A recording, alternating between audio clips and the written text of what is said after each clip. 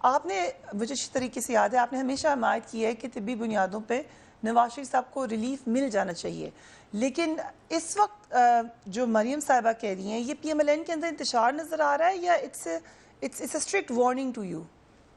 میں نے کہا جی کہ طبی بنیادوں پہ جو ریلیف ان کو ملنی ہے وہ کورٹ سے ملنی ہے جی، اور آج ان کو اسلام آباد ہائی کورٹ نے وہ ریلیف نہیں دی، نہ ہی سپریم کورٹ نے پہلے دی، 6 ہفتے پہلے دی تھی ریلیف ملک کے اندر رہ کے علاج کرانے کی. تو جو بھی جوڈیشل پروسیسز اویلیبل ہیں آئی ایم شیور کہ وہ لوگ ٹرائی کریں گے اس کو.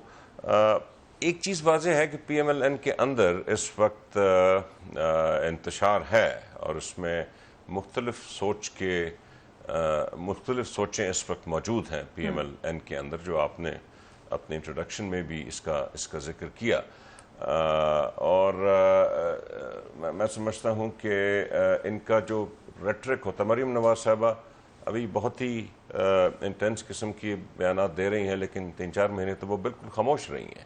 ان سے اگر پوچھا جائے کہ یہ خاموشی کس لیے تھی، اس کا کیا مقصد تھا، پچھلے 1 سال سے جو اس ملک کی سیاست ہے وہ صرف اور صرف جو 2 بڑی پارٹیاں ہیں ان کے لیڈروں کے خلاف جو مقدمات ہیں اس کے گرد یہ سیاست گھوم رہی ہے.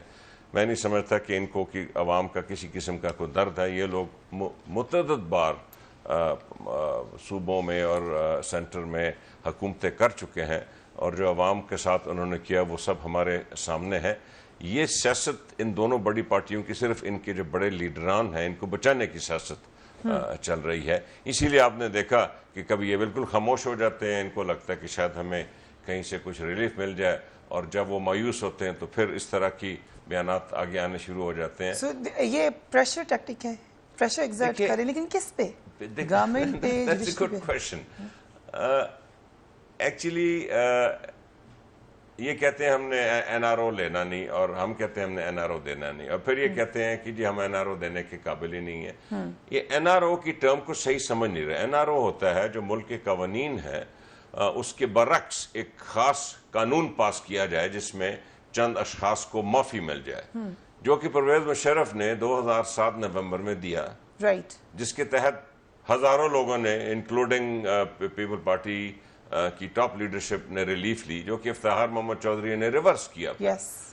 یہ N R O Imran Khan نہیں دے گا. وہ کسی قسم کا کوئی ایسا قانون اسمبلی میں نہیں لائے گا جو ملک کے قوانین کے تحت جن لوگوں کے خلاف مقدمے چل رہے ہیں ان کو کسی قسم کی ریلیف دی جائے. But the way NAB chairman was saying کہ plea bargain کے تھرو کر لیں.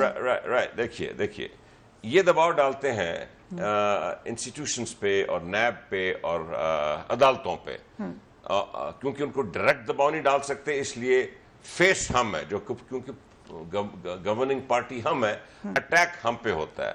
دباؤ در حقیقت اداروں پہ ڈالا جا رہا ہوتا ہے کہ ہمیں ریلیف دے. دیکھیں نا اس میں کیا مقصد ہے، 3-4 مہینے خاموش ہو جاتے ہیں لیڈران، پھر بولنا شروع ہو جاتے ہیں، پھر خاموش ہو جاتے ہیں.